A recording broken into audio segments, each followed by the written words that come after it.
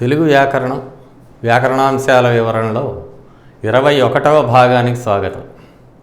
మనం గత భాగంలో వాక్యాలను మార్చడం, వాక్యాలలో భేదాలు తెలుసుకున్నాం. ఇప్పుడు మన వాక్యాలలో రకాలను గురించి తెలుసుకుందాం.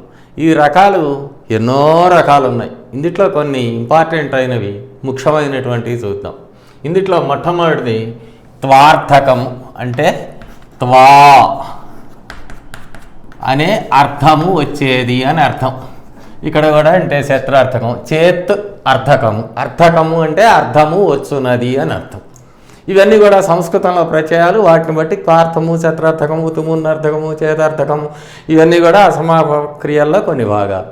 అట్లాగే వాక్యాల్లో కూడా ఇంతకుముందు మనం సామాన్య వాక్యం, సంశ్లిష్ట, సంయుక్త వాక్యాలు గత భాగంలో చెప్పుకున్న వాటిల్లో ఈ వాక్యాలలో ఎన్నెన్ని రకాలు వస్తాయి, ఎలాంటి వాక్యాలు వస్తాయి అనేది ఇప్పుడు ఈ భాగంలో చూద్దాం. త్వార్థకము అంటే భూతకాలిక అసమాపక క్రియ. అసమాపక క్రియ అంటే తెలుసు కదా, అసంపూర్తి అర్థాన్ని ఇచ్చేది.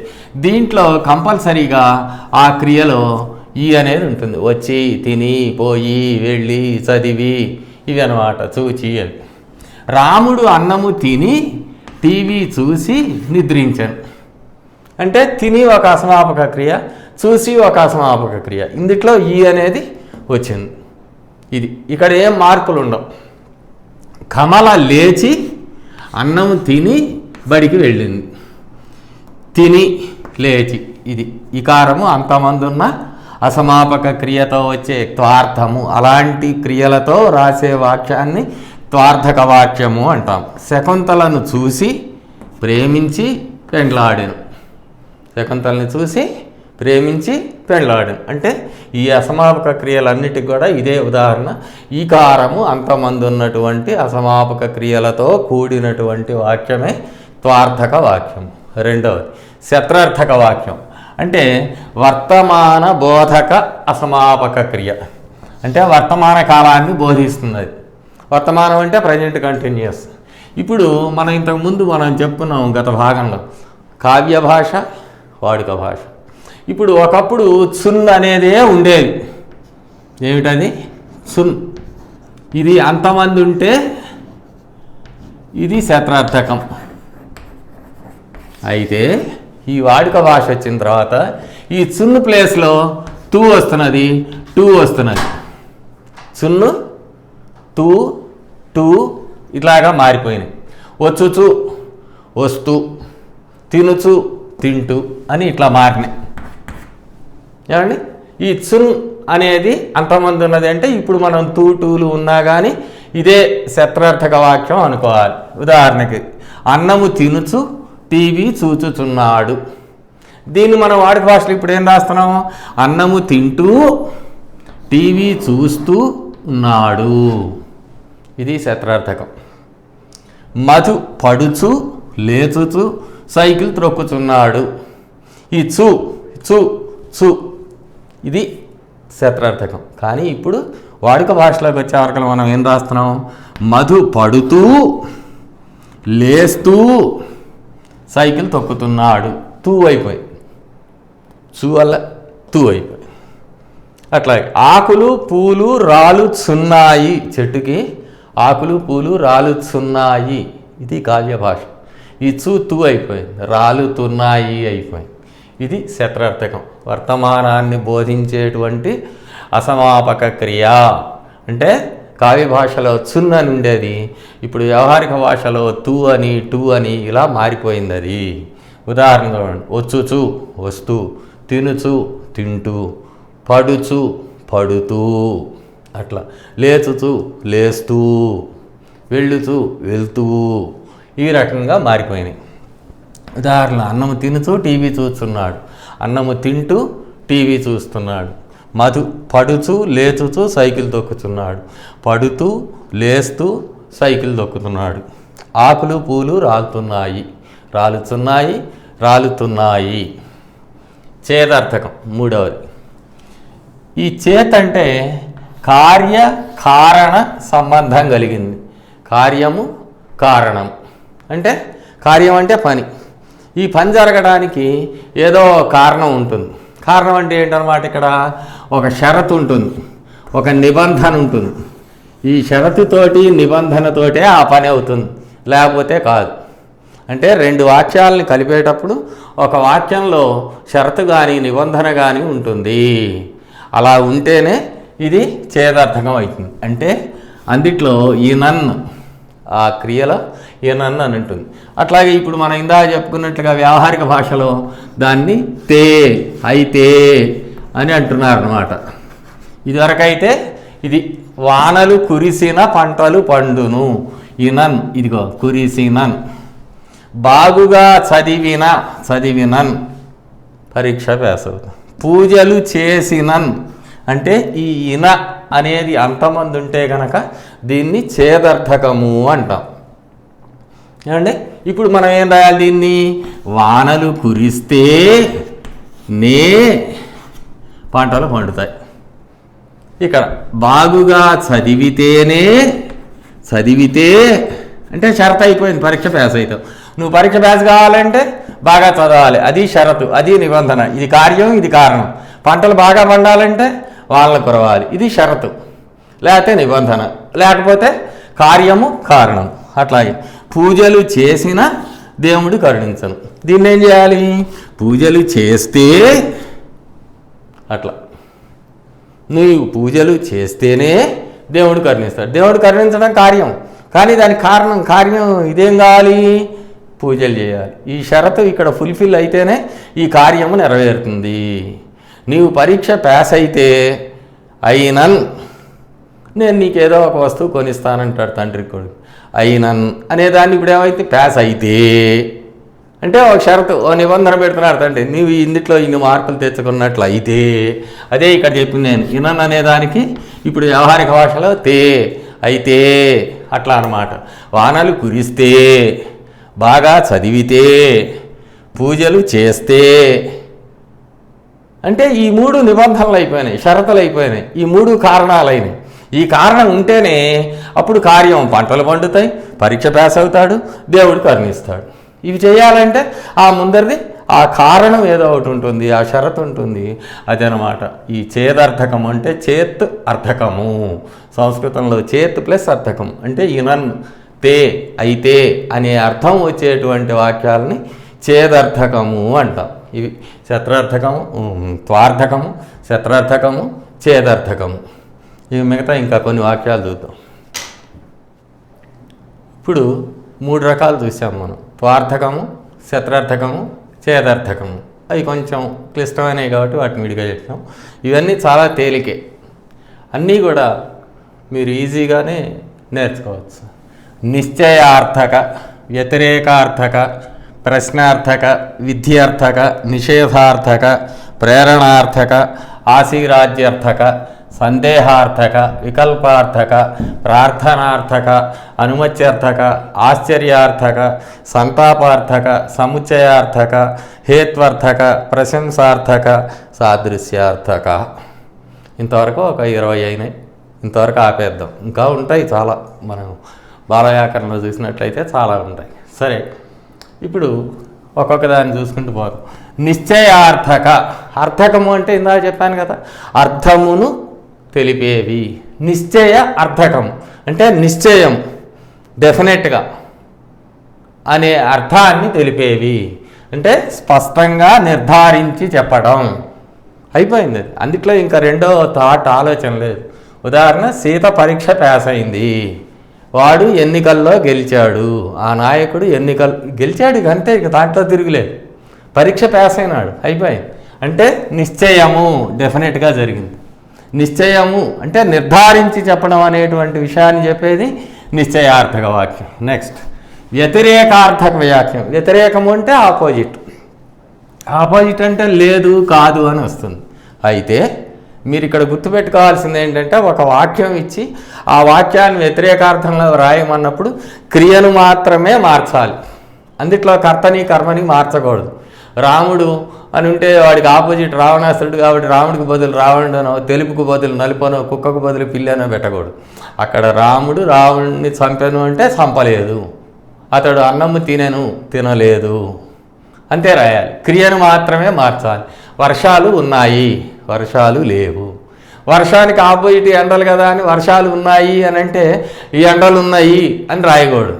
మనం ఎప్పుడు కూడా క్రియను మాత్రమే రాయాలి, వ్యతిరేకార్థకం. ఇంతకు ముందు నుంచి మనం క్రియల మీద నుంచే వస్తున్నాం, సామాన్య సంశ్లిష్ట వాక్యాల దగ్గర నుంచి. అందుకని ఇవన్నీ ఎక్కువగా అక్కడే ఉంటాయి. వర్షాలు ఉన్నాయి, వర్షాలు లేవు. పరీక్ష పాస్ అయింది, పాస్ కాలేదు. బాగా చదివింది, బాగా చదవలేదు. ఆమె అందగత్తె కాదు. అంటే క్రియలో మాత్రమే వ్యతిరేక అర్థాన్ని చెప్పాలి, వ్యతిరేక అర్థకం. నెక్స్ట్ ప్రశ్న అర్థకం. ప్రశ్న అంటే ఏమిటి? ఒక క్వశ్చన్. ఎందుకు వేస్తాం? ఏదో ఒక సమాధానాన్ని రాబట్టడానికి వేస్తాం, అంతే కదా. ఊరికే ప్రశ్నలు వేస్తే ఉపయోగం ఏముంది? సమాధానం రావాలి కదా. అదనమాట, సమాధానాన్ని ఆశించి వేసే వాక్యాన్ని ప్రశ్నార్థక వాక్యం అంటాం. నీ పేరేంటి, నీ ఊరేంటి, నువ్వేం చదువుకున్నావు, నీ హైట్ అంటే ఏమిటి? ఆ ఆన్సర్లో ఆశించి యువతల వాళ్ళు నిన్ను ఆ ప్రశ్న వేస్తున్నారు. కాబట్టి సమాధానాన్ని ఆశించి మనం చెప్పే వాక్యం ప్రశ్నార్థక వాక్యం. నీ పేరేమి, ఇట్లాంటివన్నీ. ఉద్యోగ ప్రకటన ఎప్పుడు రావచ్చు, ఆ సారు ఎప్పుడు వస్తారు అంటే ఒక సమాధానం. ఆయన కోసం మనం వెయిట్ చేయాలి కదా, ఉద్యోగ ప్రకటన కోసం మనం వెయిట్ చేయాలి కదా. అది వచ్చినప్పుడు మళ్ళీ మనం ఏదో దానికి సంబంధించిన ప్రాసెస్ చేయాలి. కాబట్టి ఇట్లా సమాధానాన్ని ఆశించి ఆ వాక్యం ఉంటే అది ప్రశ్నార్థక వాక్యం. నెక్స్ట్ విధ్యర్థక. కొంతమంది దీన్ని ధ్వా అని రాస్తున్నారు. ధ్వా కాదు, తప్పు. విధి ప్లస్ అర్థక అంటే అనాదేశాన్ని. విధి అంటే ఏంటి? Duty, this is your duty అన్నట్టుగా. విధి అర్థకము, విధిని నిర్వర్తించాలని, విధిని తెలిపేటువంటి వాక్యం ఇది. విధి అర్థకము, బట్ నాట్ విధ్వర్థకం. విధి అర్థకము అంటే నువ్వు చేయవలసినటువంటి పని నిర్ణయం చెప్పేది. నువ్వు పాఠశాలకు వెళ్ళాలి, నువ్వు క్రమశిక్షణగా ఉండాలి. అట్లా తల్లిదండ్రులు చెప్తారు, నువ్వు అక్కడికి పోయిరా, ఇక్కడికి పోయిరా అని. అట్లా విధిని నిర్వర్తించాలి. నువ్వు చేయాల్సినటువంటి పని ఏదైతే ఉంటుందో, ఒక ఉద్యోగంలో చేరితే ఆ ఉద్యోగికి కొన్ని విధులు ఉంటాయి, ఆ విధిని తెలిపేటువంటిది విధ్యర్థక వాక్యము. నెక్స్ట్ నిషేధార్థకం. నిషేధము అంటే నిషేధించబడినది, ప్రొహిబిటెడ్ అన్నమాట. చేయకూడనిది దాన్ని నిషేధించడం అంటాం.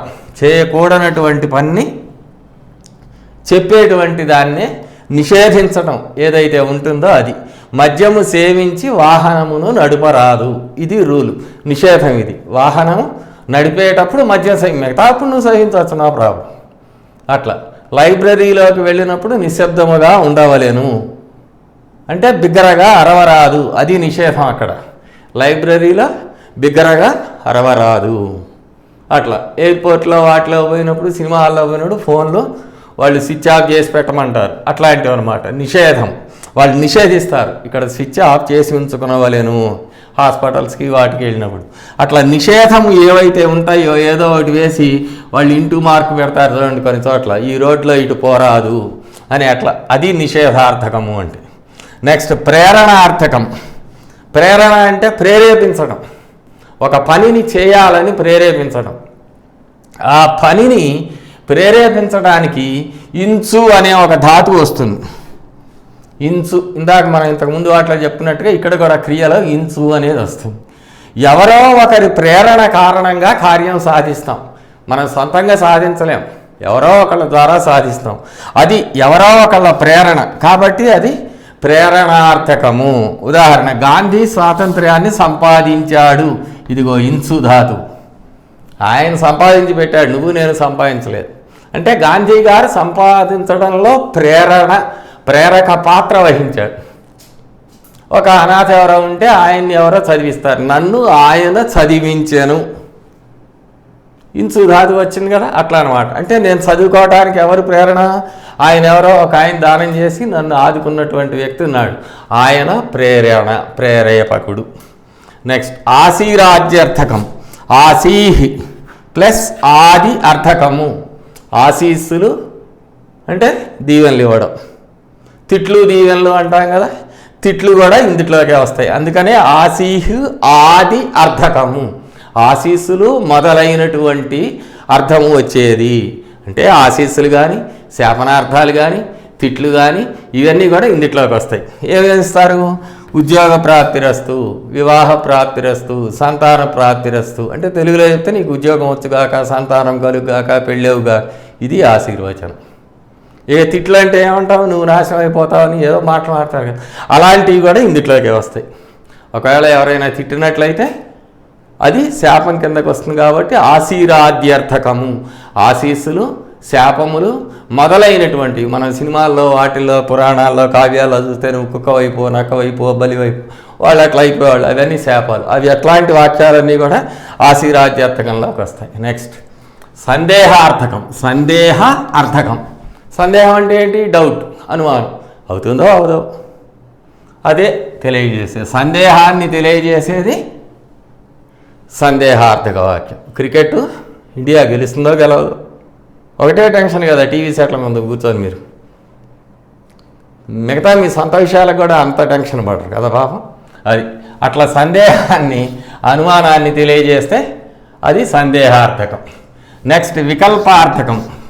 ఇంతకుముందు మీకు ఛేదార్థకం అప్పుడు చెప్పాం ఏమని, ఒక కార్యము, కారణము, సంబంధం అని. అట్లాంటిదే ఇది కూడా దాదాపుగా. వికల్పం అంటే మీకు వ్యాకరణంలో కూడా చెప్పాం. వికల్పం అంటే ఏంటి? అయితే అవుతుంది, కాకపోతే కాకపోదు. ఇక్కడ కూడా అంతే. ఇక్కడ కొంచెం డిఫరెంట్గా నువ్వైనా వాడైనా అవి ఇక్కడ అవేం వస్తాయంటే ఇవి వస్తాయి. అయినా, ఏని, కానీ, అయ్యు అనే పదాలు వస్తాయి. వాడేని, వీడేని రావలసింది. ఇదిగో ఏని, వాడైనా వీడైనా రావాల్సింది. ఎవరో ఒకళ్ళు వస్తే ఈ పని అయ్యేది అని. ఈ కార్యమును నువ్వైనా ఇక్కడ ఎదురుగా ఇద్దరుంటే వాళ్ళతో చెప్తున్నారు నువ్వైనా చేయొచ్చు అంటే ఎవరైనా చేయొచ్చు మీ ఇద్దరిలో అని చెప్తున్నారు అన్నమాట. అలా చెప్పేటువంటిది అయితే వికల్పార్థక వాక్యము. అది అయినా, కానీ అనేటువంటివి వస్తాయి. వాడేని, వీడేని రావలసింది. ఈ కార్యము నీవైనా వేరొకరైనా చేయవచ్చును అట్లా. నెక్స్ట్ ప్రార్థనార్థకం. ప్రార్థన అర్థకం. ప్రార్థన ప్రేయర్, మనం ఎవరినైనా ప్రార్థించడం. అన్నీ లెటర్లు రాసేటప్పుడు రాస్తారు కదా, దయచేసి చివరిలోకి వచ్చేవరకల్లా ఇది నా ప్రార్థన అని. అట్లాగనమాట ప్రార్థనాపూర్వకంగా అడిగేది. దయచేసి మీరు తప్పక రావాలి. మీ ఇంట్లో పెళ్ళో గిళ్ళో ఏదో కార్యక్రమం ఉంటే వాళ్ళు ఏమని అడుగుతాం మనం, దయచేసి మీరు తప్పకుండా రావాలి సార్ అని అడుగుతాం. అంటే ఆ రిక్వెస్ట్ పూర్వకంగా, ప్రార్థనాపూర్వకంగా అడిగేటువంటి వాక్యం ప్రార్థనార్థక వాక్యం. నెక్స్ట్ అనుమతి అర్థక. అనుమతి అర్థక, అనుమతిని ఇవ్వడం కానీ, అనుమతి తీసుకోవడం కానీ, ఈ రెండు కూడా అనుమతి అర్థకానికి వస్తాయి. అనుమతి ఇవ్వడం కానీ, అనుమతి కోరడం కానీ. రెంటికి రెండు ఉదాహరణ. మీరు స్కూల్లో ఉన్నారు, నీవిక వెళ్ళవచ్చు అంతే కదా. మీ బాస్ మీకు పర్మిషన్ ఇచ్చాడు, అనుమతిని ఇచ్చాడు. అట్లాగే మీరు లేట్గా వచ్చారు, మే కమిన్ సార్ అంటారు కదా, నేను రావచ్చునా అంటే ఆ సార్ అనుమతిని మీరు కోరుతున్నారు. అనుమతిని కోరడం కానీ, ఇవ్వడం కానీ, ఈ రెండు కనుక ఉండేటైతే ఆ వాక్యంలో దాన్ని అనుమతి అర్థక వాక్యము అంటాం. నెక్స్ట్ ఆశ్చర్యార్థకం. ఆశ్చర్య అర్థకం, ఆశ్చర్యాన్ని కలిగించేటువంటిది. అట్లాగే సంతోషం కానీ, ఆశ్చర్యం కానీ, ఈ రెండు గురించి తెలిపేది. ఆహా, ఈ తోట ఎంత అందముగానున్నది అంటాం కదా, ఈ సినిమా ఎంత బాగున్నది, అందుట్లో ఏవో గ్రాఫిక్స్ ఎంత బాగున్నది అంటే ఒక ఆశ్చర్యం, ఒక సంతోషం. ఆ తెలియజేసేటువంటి వాక్యాన్ని ఆశ్చర్యార్థక వాక్యము అంటాం. నెక్స్ట్ సంతాపార్థకం. సంతాపం అంటే ఎవరైనా పోయినప్పుడు తెలియజేస్తాం, ఏదన్నా ఒక దారుణం జరిగినప్పుడు తెలియజేస్తాం. దుఃఖము, విచారము తదితర భావనలు జరిగినప్పుడు, ఏమన్నా యాక్సిడెంట్లు అట్లాంటివి జరుగుతాయి కదా, అట్లాంటప్పుడు మాట్లాడే మాటలు ఆ వాక్యాన్ని సంతాపార్థక వాక్యము అంటాం. ఏమండి, ఏమిటవి? అకట ఎంత దారుణముగా ఉన్నది, ఎవరో చచ్చిపోయినప్పుడు, ఎక్కడో యాక్సిడెంట్ అయినప్పుడు ఎంత హృదయ విదారముగా ఉన్నది ఈ సంఘటన అంటే, అక్కడ చూసినటువంటి సంఘటన ఏ లారీయో ఎవరో ఏదో గుద్దేస్తామని దాన్ని చూసి ఎంత హృదయ విదారకముగా ఉన్నది, అది సంతాపార్థకం అవుతుంది. ఇక నెక్స్ట్ సముచ్చయార్థకం. ఇంతకుముందు సంశ్లిష్ట వాక్యంలో మనం అనుకున్నాం నువ్వు అనేది వస్తుంది అని కదా, వినోదమును విశ్రాంతియును అని అన్నట్లుగా దీర్ఘాలు తీసాం. అట్లాగే ఇక్కడ రాముడును లక్ష్మణుడును, ఈ నువ్వు అనేదాన్ని సముచ్చయము అంటాం. ఒక క్రియ ఇద్దరు ముగ్గురు కర్తలకు గనక సంబంధించి వచ్చేటట్లయితే ఆ కర్తలకి ను తగిలిస్తాం. ఆ నూనె సముచ్చయార్థకము ను అనేది. నెక్స్ట్ హేత్వర్థకం. హేతువు అంటే కారణం. హేతువు అంటే కారణం. కారణము అర్థం అంటే ఇది చేశావు కనుక, ఇది చేశావు కావున, కాబట్టి అనే అర్థం వస్తాయి. అలా అర్థం వచ్చేటువంటి దాన్ని హేత్వర్థకము అంటాం. వాడు వచ్చను కనుక నా పని అయినది, నీవు మంచివాడవు కనుక నా పని అయినది, అది హేత్వర్థకం. హేతువు అంటే కారణం, అంటే ఈ పని కావడానికి కారణం ఆయన కాబట్టి అది అన్నమాట. నెక్స్ట్ ప్రశంసార్థకం. ప్రశంస అంటే పొగడ్త. పొగడ్త అంటే ఏం చేస్తాం? బాగు బాగు, భలే భలే, శభాష్ అని ఇట్లాంటి మాటలతో కనుక వాక్యాన్ని చెప్పినట్లయితే అది ప్రశంసార్థక వాక్యం అవుతుంది. ఇక లాస్ట్ది సాదృశ్యార్థకం. సాదృశ్య అర్థకం. సాదృశ్యం అంటే ఒక కంపారిజన్, సమానత్వం ఉండాలి. అందుట్లో ఏముంటాయి? మనకు ఉపమాలంకారంలో లాగా వలే, పోలే, అట్లు అలాంటివి కనుక ఉంటే దాన్ని సాదృశ్యార్థక వాక్యము అంటాం. శ్రీశ్రీ వలే ఇతడు కవితలు వ్రాయుటకు ప్రయత్నించుతున్నాడు, వలే అని వచ్చింది. ఈ శ్రీశ్రీ వలే సాదృశ్యం అన్నమాట. ఇతని వలే ఇతడు కవితలు రాస్తున్నాడు అనకూడదు, ఎందుకంటే శ్రీశ్రీ అంత గొప్పగా కవితలు రాసేవాళ్ళు ఇంకెవరు పుట్టలే, అందుకని ప్రయత్నించుతున్నాడు, తప్పలేదు ఆ వాక్యం. సాదృశ్యకము అంటే ఇవి మొత్తం వాక్యాల్లో ఉండేటువంటి రకాలు. ఇంతవరకు చాలు. ఒక్కసారి నిశ్చయార్థకం అంటే స్పష్టంగా నిర్ధారించి చెప్పేది. సీత పరీక్ష పాస్ అయింది, ఆ నాయకుడు గెలిచాడు. వ్యతిరేకార్థకం, ఇందుట్లో క్రియను మాత్రమే వ్యతిరేకంలో రాయాలి, వ్యతిరేకం లేదు కాదు అని వచ్చేవి. ప్రశ్నార్థకం, సమాధానాన్ని ఆశించి చెప్పేవి. ఉద్యోగ ప్రకటన ఎప్పుడు రావచ్చు, మీరెవరు అంటే ఆ సమాధానం వస్తుంది. విధి అర్థకము, విధి అర్థకం అంటే విధిని నిర్వర్తించాలని చెప్పేది, నీవు పాఠశాలకు వెళ్ళాలి. నిషేధార్థకం, చేయకూడనటువంటి దాన్ని అంటే నిషేధించినటువంటి దాన్ని గురించి చెప్పేది. మద్యం సేవించి వాహనములు నడపరాదు, లైబ్రరీలో బిగ్గరగా మాట్లాడరాదు, అట్లా హాస్పిటల్స్లో సెల్ ఫోన్ స్విచ్ ఆన్ చేయరాదు.